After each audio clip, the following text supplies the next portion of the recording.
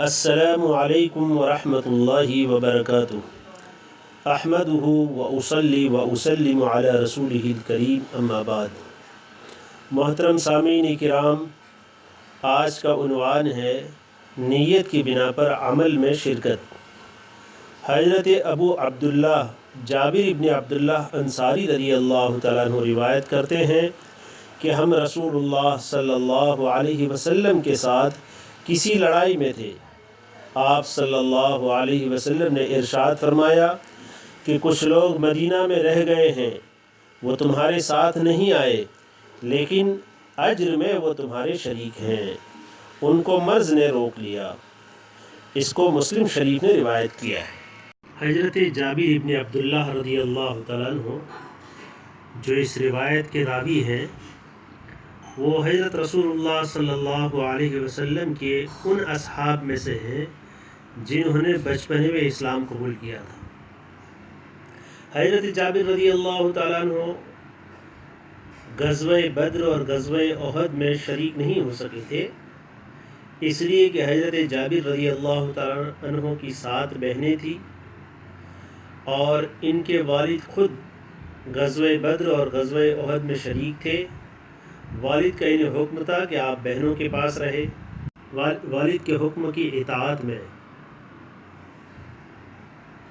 یہ اپنی بہنوں کے پاس رکے تھے، جس کی وجہ سے غزوہ بدر اور غزوہ احد میں ان کی شرکت نہیں ہو سکی تھی۔ غزوہ احد میں ان کے والد حضرت عبداللہ رضی اللہ تعالیٰ عنہ شہید ہو گئے۔ غزوہ احد کے بعد اللہ کے رسول صلی اللہ علیہ وسلم کے ساتھ کوئی غزوہ ایسا نہیں رہا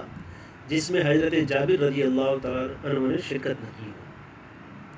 تقریباً 19 غزوات ہیں جس میں حضرت جابر رضی اللہ تعالیٰ عنہ رسول اللہ صلی اللہ علیہ وسلم کے ساتھ شریک رہے ہیں، اور بیعت عقبہ جو اللہ کے رسول صلی اللہ علیہ وسلم کی ہجرت سے پہلے ہیں، اس میں بھی یہ شریک رہے ہیں۔ ان کے والد، ان کے ماموں اور دیگر انصار مدینہ نے آ کر وہاں بیعت کی تھی، اس میں حضرت جابر رضی اللہ تعالیٰ عنہ بھی اس میں شریک تھے۔ چنانچہ سابقین اولین میں سے ہیں۔ بہت شروع زمانے میں حضرت رسول اللہ صلی اللہ علیہ وسلم کے مدینہ کی طرف ہجرت کرنے سے بھی پہلے آپ نے اللہ کے رسول صلی اللہ علیہ وسلم کے ہاتھ پر بیعت کر کے اسلام قبول کر لیا تھا۔ حضرت جابر رضی اللہ تعالیٰ عنہ نے حضرت رسول اللہ صلی اللہ علیہ وسلم سے بہت سی روایات کی ہیں، چنانچہ ان کی روایات کی تعداد ہے 1540 احادیث آپ نے حضرت رسول اللہ صلی اللہ علیہ وسلم سے روایت کیے ہیں، اور کثرت سے روایت کرنے والے صحابہ کرام کی فہرست میں ان کا نام ہے۔ مدینہ المنورہ میں حضرت رسول اللہ صلی اللہ علیہ وسلم کے اصحاب میں سب سے اخیر میں وفات پانے والے ہیں۔ انہوں نے تقریباً سن ہجری 73 میں 94 سال کی عمر میں ان کی وفات ہوئی۔ اس وقت حضرت عبان ابن عثمان رحمہ اللہ تعالی مدینہ کے امیر تھے۔ انہوں نے آپ کی نماز جنازہ پڑھائی۔ چنانچہ اس روایت میں یہ جو فرماتے ہیں کہ بھئی مدینہ میں کچھ لوگ ایسے ہیں جو لڑائی میں ہمارے ساتھ شریک نہیں ہیں، جنگ اور غزوہ میں شریک نہیں ہیں، لیکن اجر میں شریک ہیں،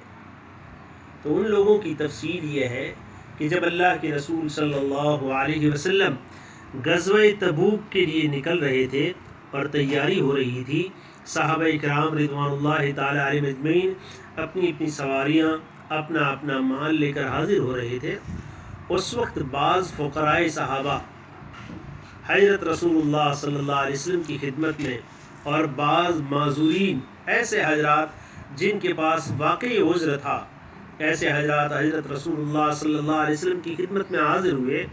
اور عرض کیا، یا رسول اللہ صلی اللہ علیہ وسلم، آپ غزوے کے لیے تشریف لے جا رہے ہیں، ہمارے دلوں میں بھی اس بات کی تمنا ہے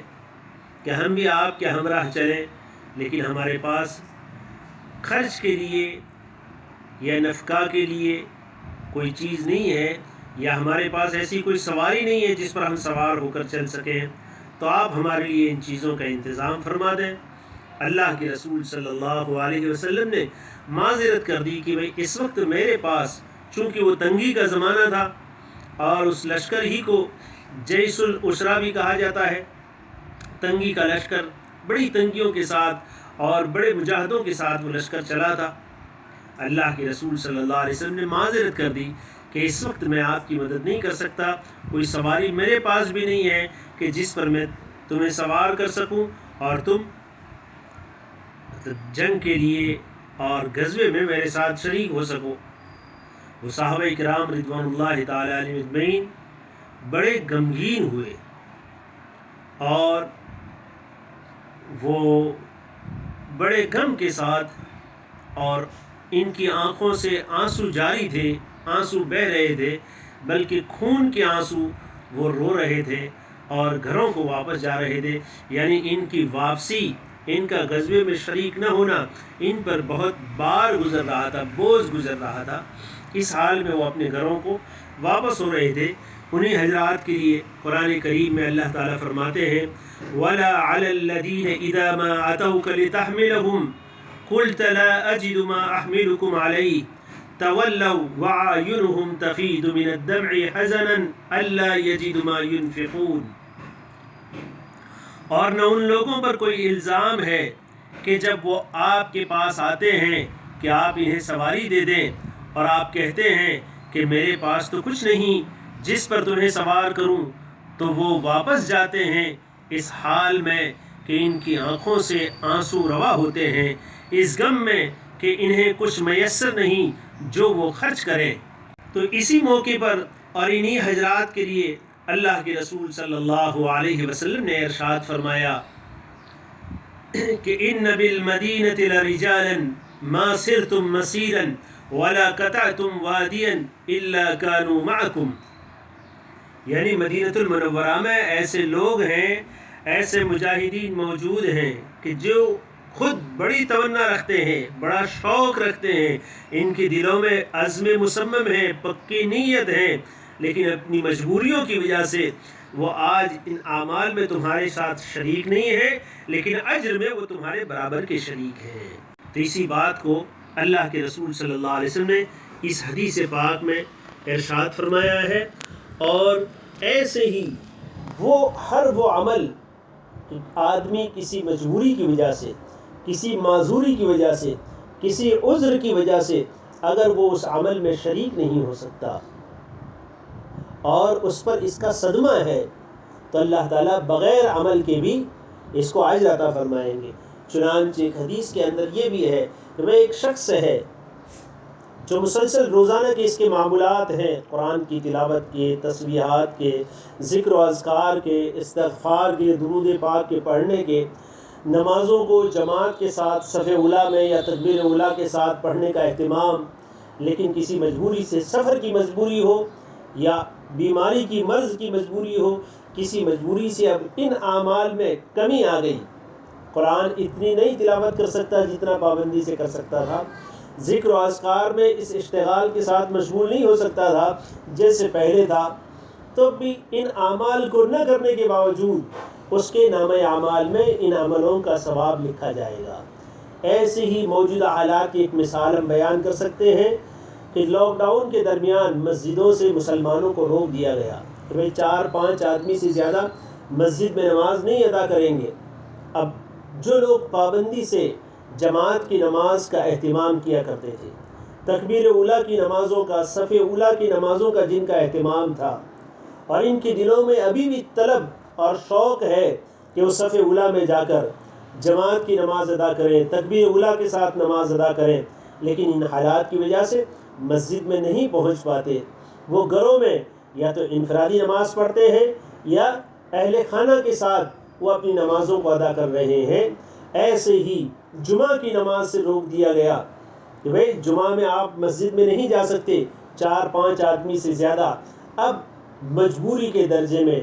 اور بڑے افسوس کے ساتھ، صدمے کے ساتھ، دل پر اس کا بار ہے اور اس کے ساتھ گھروں کے اندر ظہر ادا کر رہے ہیں، تو ایسے لوگوں کے بارے میں بھی اس حدیث کی بنیاد پر انہیں جماعت کی نمازوں کا، صف اولیٰ کی نماز کا، تکبیر اولیٰ کی نماز کا، چاہے گھر میں وہ ظہر ادا کریں لیکن مسجد میں جا کر جمعہ پڑھنے کا ثواب ان کے نام اعمال میں اس حدیث کی وجہ سے لکھا جائے گا۔ اللہ تعالی ہم سب کو ایسا اعمال کا شوق اور رغبت اور جذبہ نصیب کرے اور اعمال کی ایسی مداومت نصیب کرے کہ مجبوری کے درجے میں بھی وہ اعمال ہمارے نام اعمال میں لکھے جائیں۔ اللہ تعالی ہمیں ان باتوں کو سمجھنے کی، اس پر عمل کی توفیق عطا فرماوے۔ وآخر دعوانا ان الحمد للہ رب العالمین۔ اور ان باتوں کو سننے کے بعد دوست احباب تک پہنچانے کی زحمت فرمائیں۔